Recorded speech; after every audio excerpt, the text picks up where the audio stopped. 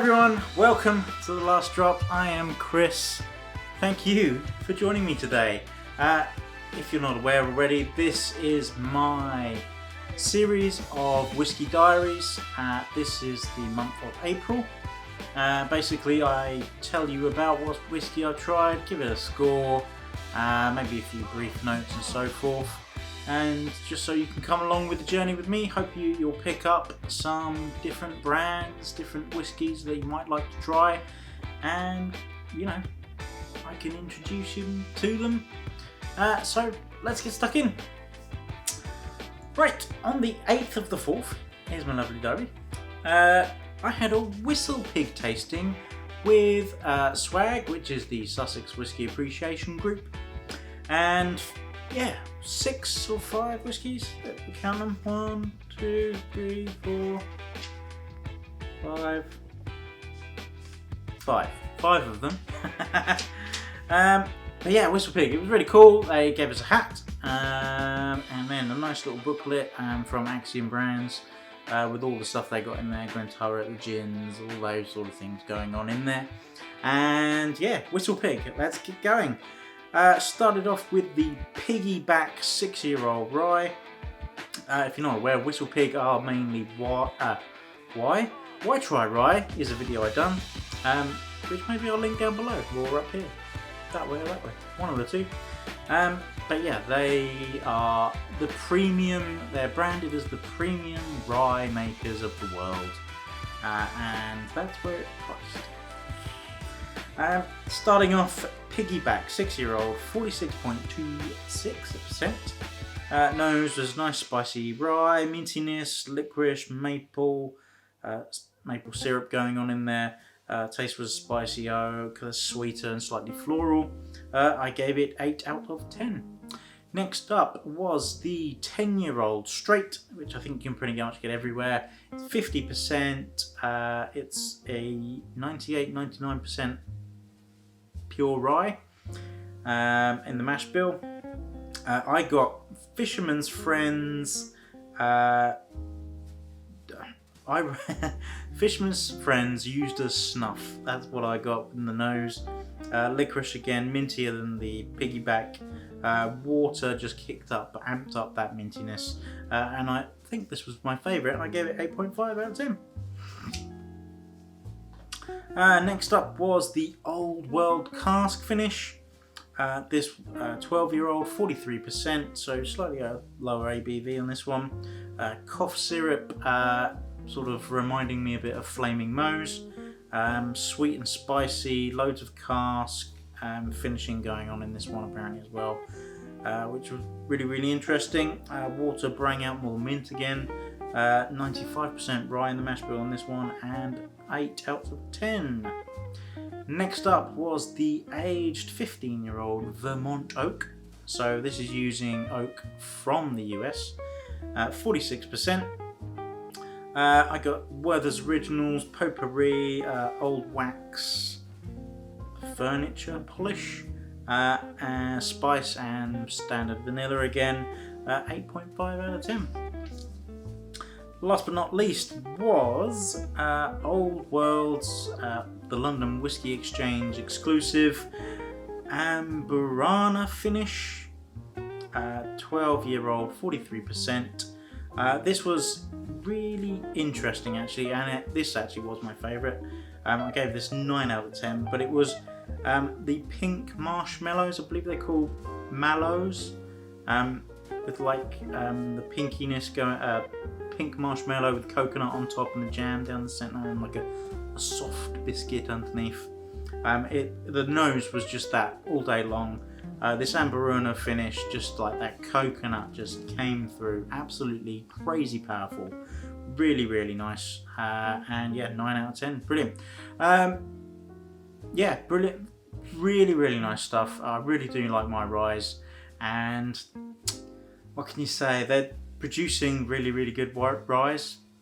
However, they are priced extremely high. We didn't get to try the Boss Hog, it just was a bit out of the price range, but yeah, they're very nice, but they're too much. They're too expensive. that's the be all and end all. If you can pick one up cheap, then please go ahead. But I really don't think they're worth that value. So, just my opinion. But yeah, not worth the price, but still very, very good rye whiskey. Skipping forward to the 21st of the 4th, this started a 3-day stint of heavy drinking, a lot of sampling. So let's get in. This was Single Cask Nation. So this is an independent bottler, predominantly in the US. They do have a few European releases, but most of the stuff goes to the US. So we were quite privileged to get some. This was with London Whisky Club as well. Started off with a 2005 Cognac, 56.2% ABV, light spring-like oily herbal grass going on, really, really fresh, really nice, 8 out of 10. Then we had a 2013 Noctu, 8-year-old Pomerel red wine, Barrique, 59.8%. They said to us this wasn't ready, so this was just to show us how it's progressing basically. But yeah, sweet red berries, spirity, so still the spirit is quite prominent in there, so definitely a work in progress. Apples, and I gave it 7.5 out of 10, but you know, it's not ready yet, so maybe in a few years time. Then we had a 1974 Invergordon, which is a grain whiskey, 45-year-old, 46.9%. This had PVA glue, marshmallow, wood char, a really nice long finish, soft and spicy, really, really interesting. The old grains, if you tried an old grain, if you haven't tried an old grain, I suggest you go and try one. But if you have tried an old grain, you understand that they can be really in depth, really, they're quite sweet, but very, very nice. 8.5 out of 10. Then we had a 2010 Glen Elgin, 10-year-old, 61.3%. Green apple sweets. I put Jolly Ranchers, you know, the green apple Jolly Ranchers. It was quite hot from the ABV, where it's really, really hot. Added some more water, but still the apples came through really predominantly. Wasn't keen on it, to be honest. It was okay. I definitely, if you want to give me a bottle, then by all means. But yeah, 7 out of 10. Then we had a 1996 Imperial 24-year-old, 54.6%, deep, rich, old men, sweets. That's pretty much all I wrote. It's probably getting on about then. 8 out of 10, but yeah, a really nice whiskey. So yeah, then we finished on the peat, as we do. 2007 Kalila, 12-year-old, 59.3%. Sort of light ash, sort of taste was big, ashtray sort of notes going on as well. That standard sort of Kalila you get, really, really nice, 7.5 out of 10. Not my favourite of the evening. That went to the grain Invergordon. Yeah, just suited me down to a T. Then comes the big one. So, if you know me, if you've watched my channel, then you'll understand that I am big into my cognacs. So this year, the cognac show was virtual again.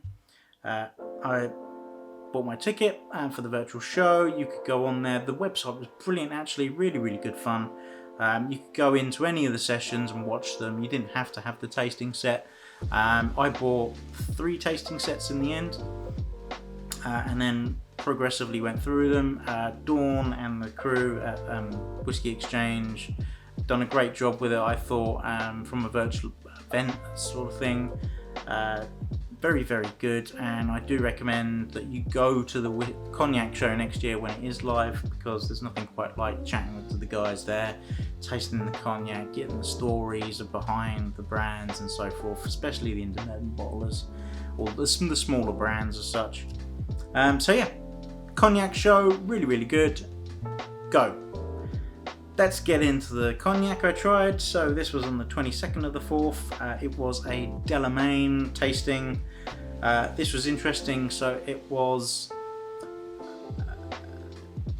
several different barrel pools basically. So it wasn't like a blend. So cognacs are mainly blends of different barrels, different ages, all to get a certain flavour profile. So these were from different things, so they were eau de vie rather than cognac. So this was a Comté 2, 68%. It was hot eau de vie, but it was fruity, grapefruit, one hell of a kick off the nose, and because of the high ABV. It was only 2 years old, so yeah, really interesting. Great to see how the development of cognac in the barrel as such. Then we had a 6-year-old Comté 5, 63% again. So this was less fruity, more sensual, had a bit of a brioche note going on in there, so that was nice. I haven't rated these because obviously they're not finished articles, so but very interesting, the progression through it. Then we had the 2010 Harvest, which was 58.5%. This was fruit, apricot again, light oak this time, so where that age is a bit more in there, and a bit more pears, plums going on as well, and a bit of nut. Then we had, to finish off, we had the Pale and Dry XO Centenaire, Grand Champagne, 42%. This was a 2 to 3 year old aged in the cellar once it had been blended. So been all blended together, then stuck back in a barrel to finish off 2 to 3 years. So that's really interesting. Brioche notes, apricot, grapefruit, vanilla's going on. And honestly, I've reviewed Delamain XO before, not the Centenaire, because obviously it's the presume the centenary anniversary, like 100 years sort of thing, of Delamain, and yeah, 9 out of 10 for this one. Really, really nice. Definitely up there, one of the best spirits I've ever tried. So, swapping gears, so that was about 5-6 o'clock. Then we skip forward to like 8 o'clock. I had a Sussex Whisky Appreciation Group tasting with Delamain. Started off with the new make, which was interesting. 63.5%. Losing my words. Peat and fruit bread. Enough said. I gave it a 7 out of 10. I know it's new make, but yeah, it was alright. It wasn't the best. I think Bimba's new make was my favourite, but maybe I'm a bit biased. So, the real stuff. Started off with Bourbon Barrel 8-year-old, 55.7%. Just lovely, fresh, peaty, nice. Pretty reasonable, I thought, for a peaty whiskey. Nice. Wouldn't say it was one of my favourite peaty whiskies ever, but a 7.5 out of 10. Then we had the Amburach, which is like means cock up or something like that. This is a port finish whiskey. You know me. Port finish is not my favourite. This was meh. I didn't think it was great or anything like that. But yeah, red fruits going on. 7 out of 10. It was okay. Oh, I wasn't bothered by that. Then we had the UK Small Batch, 48.3%. This had grassy notes, orange, richer, less aggressive peat. The Madeira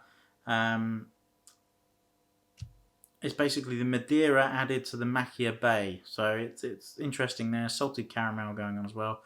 7.5 out of 10. Then we had Distillery Exclusive Sherry Cask, 57.1%. Sherry and peat. Rich sherry taste. The water softened it quite a bit. Definitely took the peat out. This had 10 months in a PX cask at the end.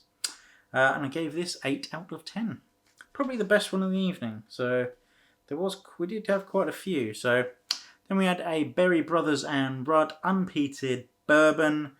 So vanilla, low wine. There was some peat in there, but I think it was from the low wines where they cycle it through the system or all that sort of thing. 7.5 out of 10. Very nice, clean version of Killoman Spirit. Then we had the red wine cask, 50%. Nice sweetness, more subdued peat. Quite juicy. So it was like when you take some fruit in your mouth and it does fill up your mouth with that juice. And some young sharpness going on there. So it was a bit sharp from the young spirit. 8 out of 10. Pretty good. Really solid. I wouldn't say any of them wowed me. Unfortunately for Killoman, I guess. Really, really solid though. I'm really looking forward to their obviously quite a new distillery, but they're still old. Yes, they're sort of in that mid-range of like Kilkerran and that sort of thing. Just a bit younger than them. So be interesting when they get some age statement and stuff out. Very interesting. So, next day, 23rd of the 4th, Cognac show again. So, go and watch the Cognac show. Go to the Cognac show. Drink more Cognac. We had the Hine early landed session. Now, this was really interesting. So, bit of info. Early landed means they take Cognac from France, in the Cognac region, where they made it. They then ship it over to the UK, and then they age it in the UK in cellars there. At the moment, they're starting to do it in Glenfarclas, I believe. They were down in Bristol way, I think, if my memory serves me. But yeah, now they're up in aging it all in Glenfarclas, all the early landed stuff. So really interesting. So with this tasting, we had the same distiller, the same eau de vie, everything like that from the barrel. So this was like single cask cognac, really. And one was aged in oak barrels in the UK, and then one was in Yarnac, which is in the Cognac region of France. So really interesting to get the same aged stuff coming out of the different barrels in different locations of the world and seeing how those have developed differently. So really interesting. So we started off with a 1986. Yep, 1986, so well over 30 years old. 40%. This was the early landed, so this came from the UK. Floral peach notes, hazelnut, really, really fantastic stuff going on in there. 8.5 out of 10. And then going over to the French side, so this was the 1986 from Yarnac. So less peachy, but more oak. So where that region of France is hotter than the UK, you're going to get a lot more expansion and contraction of the wood compared to us. So you're going to get that more oak influence going on. So really interesting how it can. Great balance to it. Really, really nice. And again, 8.5 out of 10. Interestingly different, but also at the same time, really, really good. So then we had a 1985 early landed. So a year later. And this one had orange blossom going on. And this was fresh and zingy. 8.5 out of 10 for this one. So really, really fantastic again. Then came the 1985 Yarnac. This was more powerful fruit compared to the 86. Had a lot more oak in it and maybe it was a bit more balanced. For me, it was not a lot better, but it was just a slightly better than the early landed version. So I gave this one 9 out of 10. Really, really good. If you can find that 1985 Yarnac, really tasty stuff. Then we had a proper cognac, as such, if you will. So obviously a blend. So this was Hine Homage. This had orange, pear, hazelnut, honey. Very velvety. Really, really nice. It was about 15 years old. Nice and soft. Slight light grapefruit finish going on as well. 8.5 out of 10. And if you're going to be sneaky with it, look out for 1988 stuff. So, skipping on to Armagnac 101. So, this was the next day, so the 24th of the 4th. So, the Saturday. No, the Friday night. So, yeah. Armagnac 101. So, I haven't had a lot of Armagnac. I've had a couple. And, yeah, this one, I thought, go for it. Dawn Davies, done a brilliant tasting, talking about all the different brands, the brand ambassadors, the regions, everything. This, really nice stuff coming out of here. And Armagnac is a very, very good value spirit, and I think one that a lot of people are starting maybe to realise is there more and more. And I think we should stack up on it a bit, because once the prices people start twigging, the prices are going to go up. So you can pick up some really, really good value Armagnac of like really good ages for like nothing. It's well, not nothing, but like under £50 for like old stuff, and it's really, really nice. So De Rose, 8-year-old, or De Rose 8, I think. I don't know why I put 8. Yeah. 43%, hazelnut, caramel, oak, spiced orange, high tannins going on in there as well. 8.5 out of 10. Really, really good. Chateau de la Lac. VSOP, 7-year-old, 40.5%. Floral and fresh nose. Really light version of a cognac. Cognac Armagnac. 7.5 out of 10. Baron de Sigognac. Baron de Sigognac. If I can say it. I've had a bottle of the standard VSOP. This was the 10-year-old, 40% nutty, dried fruit, earthy vanilla going on in there as well. 7.5 out of 10. Then we had La Belle Resistance, 100% Baco 22A. So Baco is a variety of grape. So this is, instead of Agni Blanc or Colombard, any of the others, this is 100% Baco 22. 43%. Savoury, sweet meat going on in there. Pineapple, apple, plums. I got the meat I've been eating a lot of Drovos, the South African sausage, dried sausage, and it just reminded me of that a lot. Really, really nice. 8 out of 10. Fantastic stuff. One for the whiskey people, I think, that one. Then we had Label 1996. This was Agni Blanc. 41.5%. Baked apricot pie. Nuts. Leather drying effect going on where it was a bit older. Really, really, really nice. 9 out of 10 for that one.